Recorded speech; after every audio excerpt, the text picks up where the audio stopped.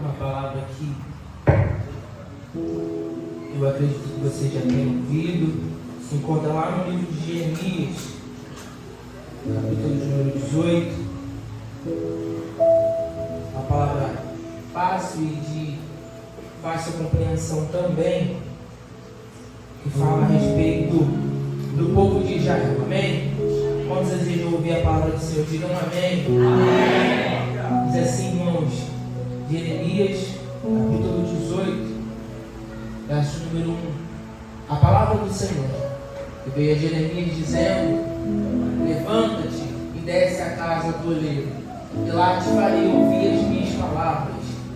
E desci à casa do oleiro, e eis que ele estava fazendo a sua obra sobre as rodas.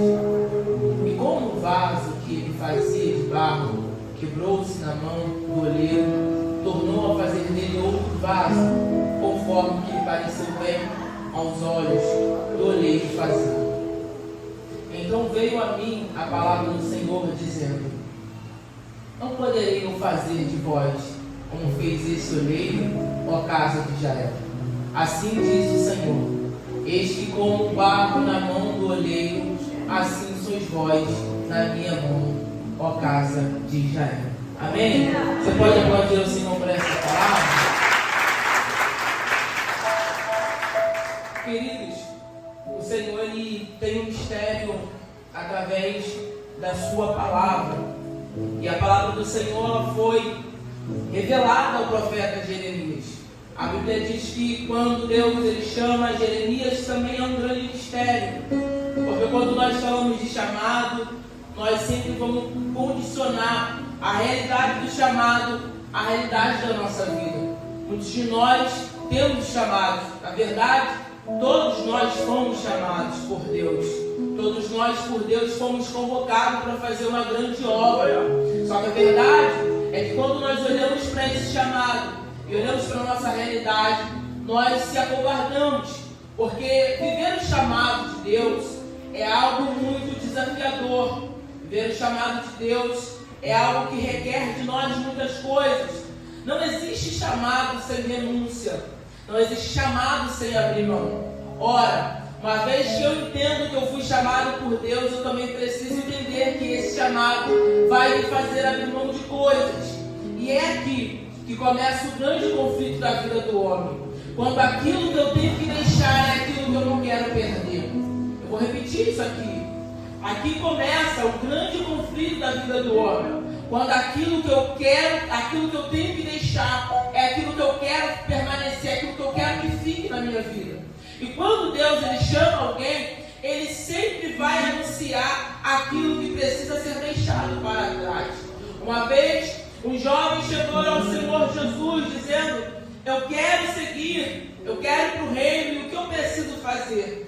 O Senhor começou a falar com ele várias coisas a respeito da palavra, a respeito dos mandamentos. E aquele jovem se sentiu apto para poder prosseguir, porque tudo aquilo que o Senhor lhe perguntara, ele disse: isso eu já tenho feito, isso já tenho cumprido. E o Senhor lhe pegou em uma questão, quando o Senhor falou para ele: então, tudo que você tem, você pega e vende, reparte aos pobres, dê aos pobres. E o Senhor fez com que aquele jovem se pensasse, analisasse. E aquele jovem falou para o Senhor: mas tudo que eu tenho é herança do meu pai.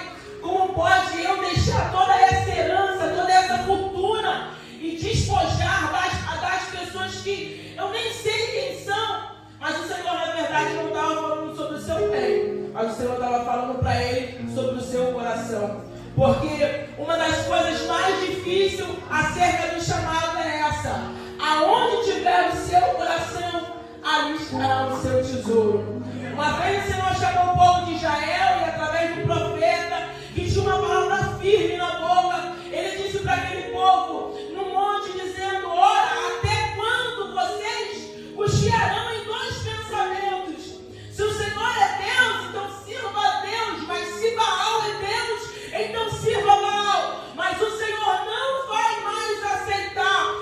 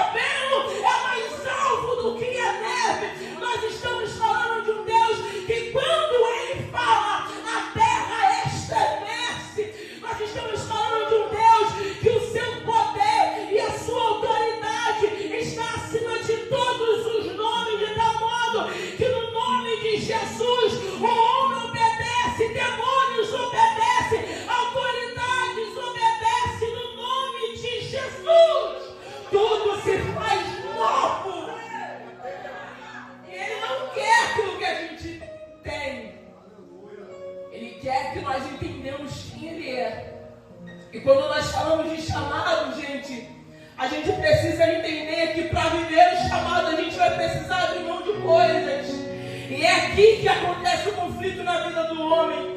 Quando eu preciso deixar algo que eu muito lutei para conquistar. É Deus um dia olhando para Abraão, olhando para Isaac e dizendo: olha, eu vou te dar um filho e esse filho vai ser o filho da promessa. E um belo dia Deus fala para aquele homem: vai ao monte e agora sacrifica aquilo que a sua vida inteira você lutou para ser, você lutou para ter, você lutou para conquistar. O Senhor não queria o filho, mas o que o Senhor queria mostrar para ele, que através daquilo que o Senhor tinha dado para ele, ele tinha desvirtuado o seu coração. Festa para Deus não acontecia mais, mas para celebrar o motivo daquilo que lhe trazia sorriso, acontecia continuamente. O que Deus está dizendo para nós: não se perca com aquilo que eu te dei. Emprego Deus dá, ouro Deus dá,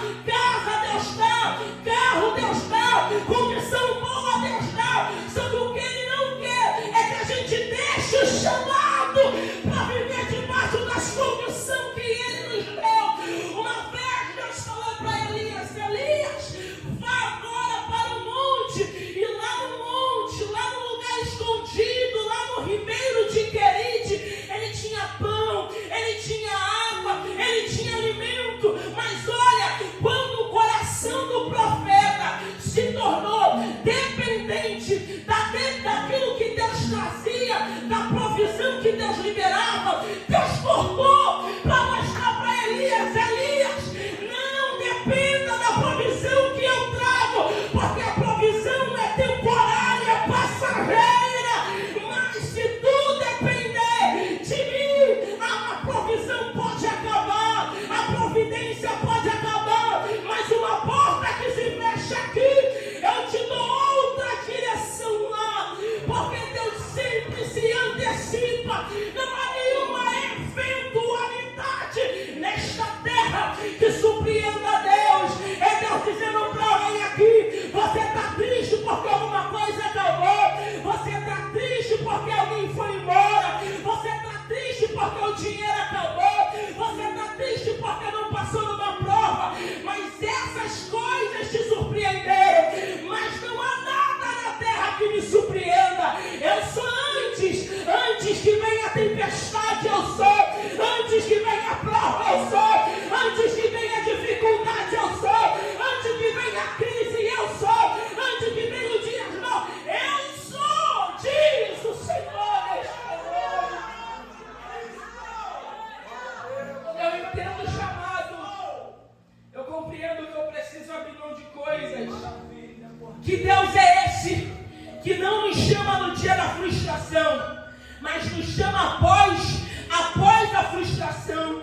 Quando Deus olha para Pedro, Ele não quer chamar alguém frustrado, porque alguém, quando vem frustrado, vem entendendo: não tinha outra opção, eu vim porque estou frustrado e não me restava mais nada na vida, caminho nenhum. Não, Deus quer ser escolhido, Deus quer ser escolhido. Entre várias opções, Deus não quer, Ele quer ser escolhido, Ele quer ser prioridade.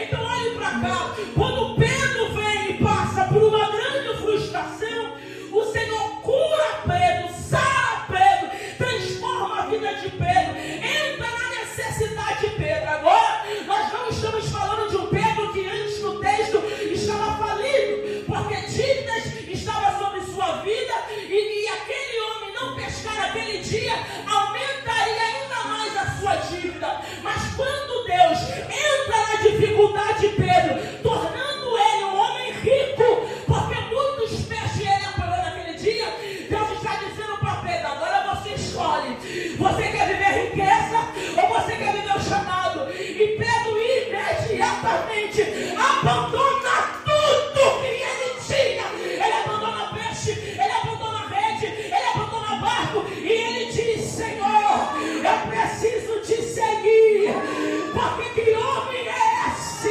que fala e a terra obedece, os mares obedecem? Eu preciso seguir ele.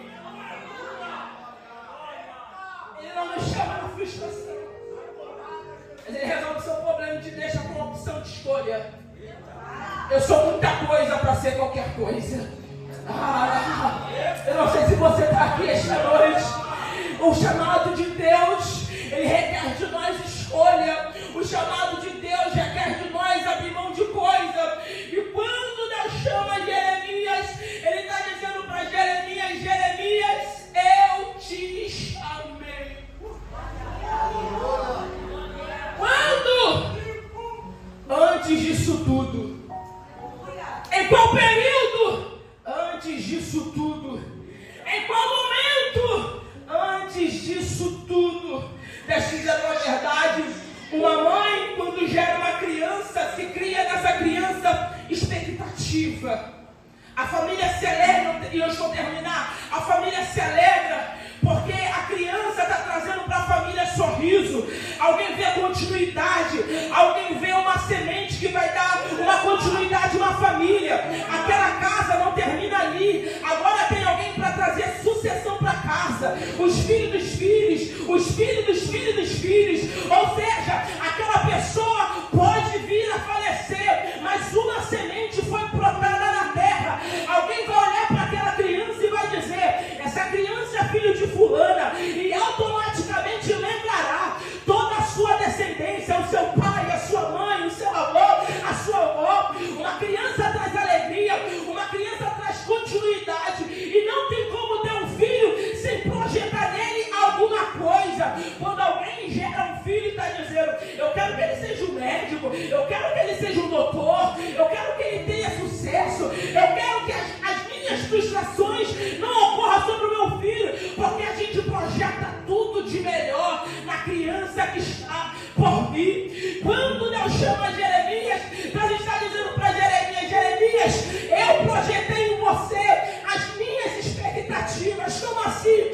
Jeremias está dizendo para o Senhor: Senhor, eu não posso falar, porque eu sou uma criança. Ele se coloca, ele faz uma colocação, ele faz uma comparação com a sua condição de incapacidade como de uma criança. Esse é um chamado tão grande. E o Senhor está dizendo para Jeremias: Jeremias, antes que eu te formasse no ventre, antes que tu fosse formado no ventre, eu te escolhi. Como assim? O Senhor está dizendo para Jeremias: eu já sabia que tu dirias que tu não tinha capacidade, mas a minha expectativa já estava sobre você.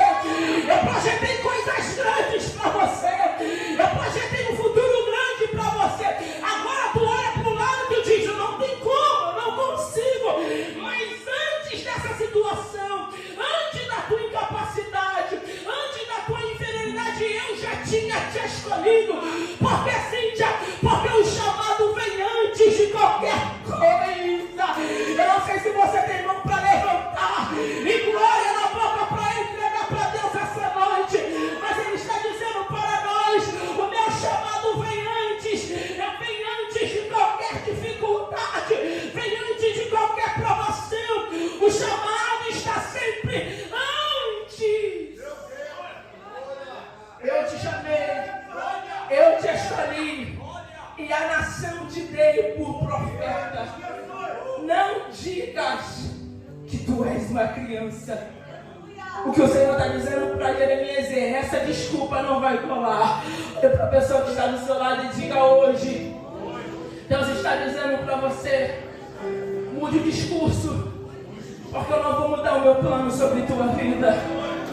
Eu não sei se você está aqui, eu não sei se você está aqui. Eu poderia estar em muitos lugares, como você poderia também, mas você fez uma escolha, você veio aqui, você se arrumou para esse culto, e o Senhor escolheu esse momento para falar com você. Você não é obra de um acaso, você não é obra de uma má sorte de alguém, você não é um erro de alguém, você não é um erro, não, eu te chamei, eu te escolhi, você foi gerado por propósito. A terra pode até não ter tido propósito na tua gestação, mas o céu tem um propósito sobre a tua vida, e o propósito do céu ainda é maior. Eu te chamo como profeta.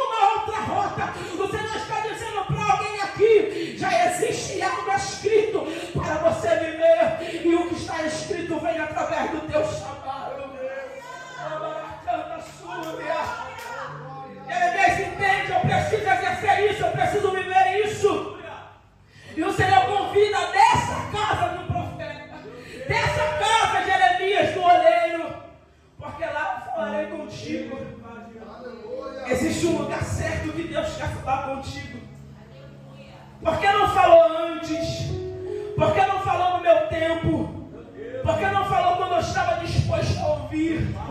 Porque tu não falou quando eu estava preparado, quando eu me achava preparado.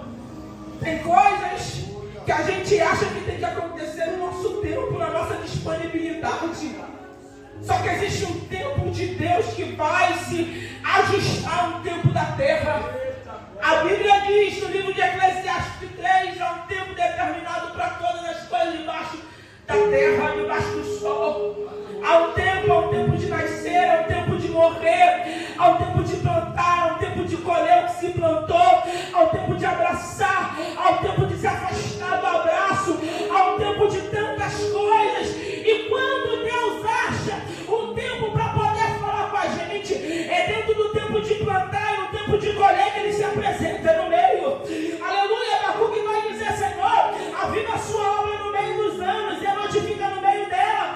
O Senhor dá uma ordem para o seu discípulo, passe para o outro lado. O Senhor não aparece nem no meio do mar e nem no final dela, o Senhor aparece no meio, porque o Senhor sempre vai notificar a sua igreja no meio. É por isso que hoje Ele te escolheu para poder falar contigo. É no meio desse vale, é no meio dessa prova, é no meio desse deserto, é no meio dessa dificuldade que tu vem enfrentando, que eu me apresento para falar contigo hoje. Eu estou no meio, e no meio, irmão, deixa eu dizer uma verdade, no meio, a mesma distância do começo é a mesma distância do final. Ou seja, eu estou no meio, o mesmo trabalho que eu vou ter para voltar é a mesma força que eu posso empregar para ir. E o Senhor está dizendo para alguém aqui: entre voltar e entre para frente, ou use a tua força para ir para frente. Eu vou a trampos e barranco, mas eu vou me arrastando, mas eu vou segurando na mão do anjo,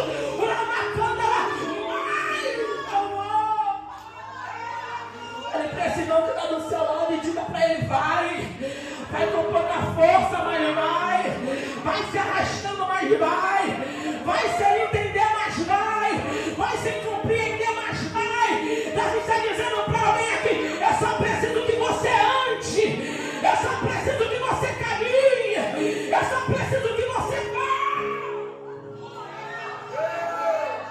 Aleluia, aleluia, eu sinto uma graça de Deus aqui. Aleluia, aleluia, aleluia. Ele diz: vai. Ele escolhe o povo de Israel. O coração do povo está assim, ó. Ele fala com Jeremias: eu tenho um segredo para te revelar. Eu tenho algo tremendo para te mostrar nessa casa do oleiro. Porque lá eu te farei ouvir as minhas palavras. E eu desci a casa do oleiro, e o oleiro estava fazendo uma obra sobre as rodas. E o barro que ele moldava na roda se quebrou. O vaso que ele fazia sobre as rodas se quebrou. Eu quero te mostrar nesse texto aqui para encerrar duas visões. A primeira, a visão de Jeremias, a visão do profeta. A segunda, a visão de Deus sobre aquilo que o profeta vê. Quando o Jeremias ele chega à casa do oleiro, coloca o texto aqui para mim, o que ele vê. Volta no versículo 5. Um texto antes. E como o vaso que ele fazia de barro quebrou-se na mão do oleiro. Volta agora no 6. Não poderei fazer de vós como fez este oleiro, ó casa de Israel. Assim diz o Senhor: eis que como o barro, ali para cá. O Senhor está chamando aquilo que Jeremias dizia que era vaso de barro. Gente, barro é vaso, sim ou não? Barro é vaso, sim ou não? Gente, barro é vaso, sim ou não? Gente, barro é vaso, sim ou não? Vaso é uma matéria pronta depois de um processo que aconteceu antes. Então, antes de ser vaso, ele era. Jeremias está vendo algo pronto, e o Senhor está vendo algo sendo construído. São duas visões.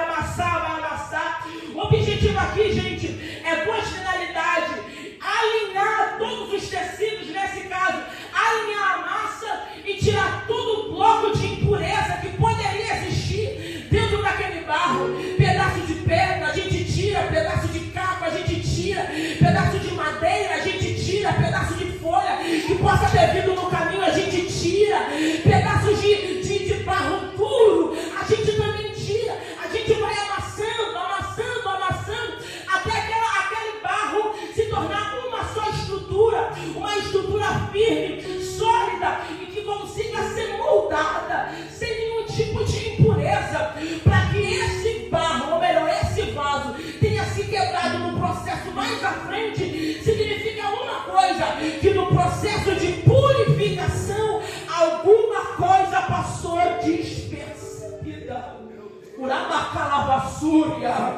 Deixa eu repetir isso aqui, porque eu estou dentro da visão do homem, dentro do processo de purificação, ou seja, é na hora de amassar o barro, alguma impureza se passou. Ah, Senhor, amassa aqui, mas não amassa ali. Ah, Senhor, trabalha aqui, mas não trabalha ali. Eu gosto tanto disso, eu gosto tanto daquilo, eu gosto tanto disso, eu gosto tanto daquilo, eu só dou uma pegada fulano, eu só dou uma pegada ciclano. Ah, Senhor, meus planos, ah, Senhor, os meus sonhos, ah, Senhor, meu emprego, ah, Senhor, meu casamento, ah, Senhor, meu namoro, ah, Senhor, meus relacionamentos. E o Senhor está dizendo, eu preciso amassar, porque o que é de verdade fica, mas o que não é não se sustenta dentro do processo. É por isso que racha, é por isso que quebra. Quando dentro do processo de purificação, eu não deixo o oleiro amassar a estrutura que precisa ser amassada. Eu não deixo ele solar a massa que precisa ser solada. Alguém está dizendo, mas dói. Alguém está dizendo, mas machuca. É, porque o chamado requer de mim perder coisas que eu não quero perder. O chamado requer de mim abrir mão de coisas que eu não quero abrir mão. E o Senhor está dizendo para alguém aqui, não pule a etapa, porque toda etapa para se tornar um vaso é primordial. Toda vez, Danilo, que eu pulo uma etapa na minha vida, eu volto para trás e fico sempre dentro de um ciclo. Parece um loop, aonde toda vez que eu acho que vou, eu volto. Toda vez que eu acho que vou, eu volto. Toda vez que eu acho que eu vou chegar, eu volto para o mesmo lugar. Por quê? Porque é um processo que Deus não vai deixar você passar despercebida. Tem que passar pelo processo, sem pular etapa dentro dele. A visão do profeta, vaso. A visão de Deus, barro. Quando o vaso se quebra, segundo Jeremias, ele vê o oleiro tornando a fazer. Peraí, gente, tem como restaurar um vaso quebrado, sim ou não? Tem como restaurar um vaso quebrado, sim ou não? Se eu quebrar esse jarro que é feito de vidro, tem como rolar ele? Tem como restaurar? Então a Bíblia está nos afirmando que aquela estrutura ainda não estava pronta.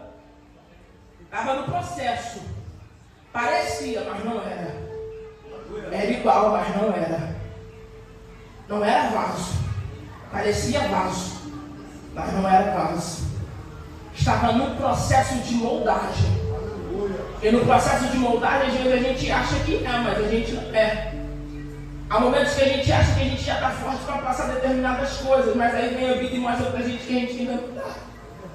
A gente precisa ainda passar mais um tempo no processo para criar estrutura. O que diferencia, Cíntia, um molde de vaso e um vaso? O fogo. O que diferencia, meu pastor, um molde de vaso e um vaso é o fogo. Porque antes do fogo ele é só um projeto. Ele é um projeto de alguma coisa que pode ser, mas ele ainda não é. Mas o fogo vai dar estrutura para aquilo que parecia ser, mas agora vai ser depois de passar o fogo. É por isso que depois desse fogo, depois desse processo, depois dessa situação, você vai ser provado. E vai deixar de parecer, vai passar a ser. Deus não quer que você pareça algo, Deus quer que você seja. Você não vai ter aparência de que tem, você vai ter. Não, levante sua mão, porque essa aqui é uma palavra profética. Todo lugar que a minha irmã vai, a pessoa fala assim, você tem cara de rico, eu não quero ter cara, eu quero ser. Você vai parar de ter, você vai parar de ter cara, você vai passar a ser. Porque Deus não quer que você viva de aparência, Deus quer que você seja de fato algo concreto, forte, firme e constante. É por isso que tem que vir o processo do fogo, porque o processo do fogo vai de fato te fazer ser aquilo que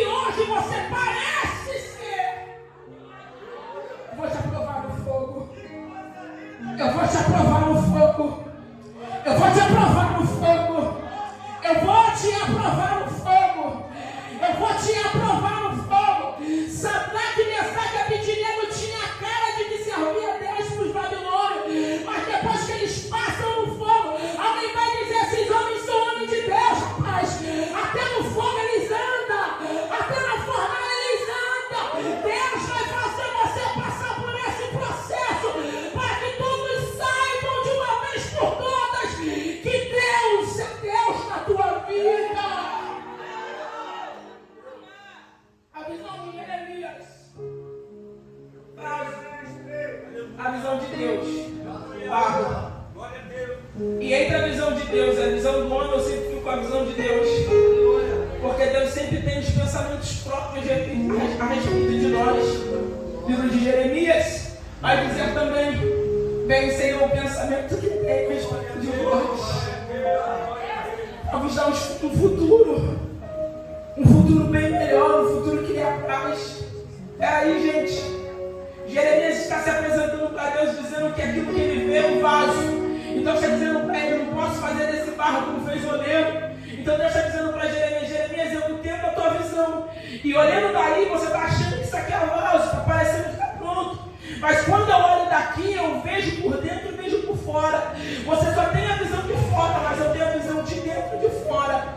Parece vaso, mas não é. Parece pronto, mas não está. Você vê vaso, você vê algo pronto, você vê algo concreto. Mas eu vejo só um projeto sendo ainda lapidado. E Deus tem uma visão própria a respeito do vaso. Perceba que ele pergunta para Jeremias o que ele vê, mas ele não se deixa influenciar por aquilo que Jeremias fala. Jeremias vê um vaso, mas Deus não dá força àquilo que ele vê. Deus está dizendo: não poderei eu fazer como fez do oleiro, como fez com esse barro. Ou seja, do vaso ou do barro, ele tem o seu próprio pensamento. O que significa, Cíntia, que a visão de Deus não muda por causa daquilo que falam ao teu respeito. A visão de Deus não muda por aquilo que dizem ao teu respeito. O mundo pode dizer muitas coisas a respeito de você. A tua família pode dizer muitas coisas a respeito de você. Mas o céu permanece com a verdade que ele tem a respeito de você. Pensem no pensamento que tem a respeito de nós. O Senhor te conhece. E aquilo que fala a respeito de você não vai alterar a verdade que ele carrega. Ele te chamou como profeta. Ele te chamou como vaso. Ele te chamou para ser e para exercer o chamado dele. Olhe para esse alguém e diga: Deus não mudou a opinião que ele tinha ao teu respeito. Não, diga com força: Deus não mudou a opinião que ele tinha ao teu respeito. Olhe para ela, dando os olhos e diga: o projeto de Deus para a tua vida. Diga: o projeto de Deus para a sua vida ainda está 100% de pé. Não poderei eu fazer de novo, ó caso